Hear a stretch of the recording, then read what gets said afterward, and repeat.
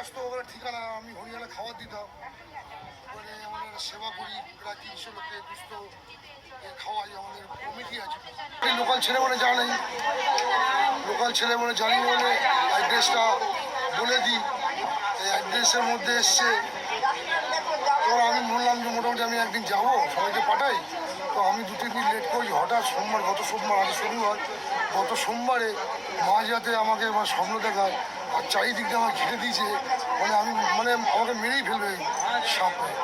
তখন আমার কাঁদছি, তো ওয়াইফ বলে কী হয়েছে, মেয়েকে পাশের ঘর দিয়ে ডাকলো, সে আমার চোখে জল দিয়ে উঠিয়ে কিছু বলতে পারলাম না, সকালবেলা সব খুলে বললাম।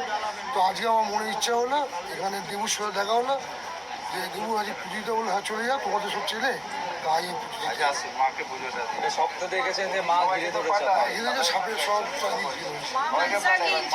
হঠাৎ স্বপ্ন দেখে চারদিকে সব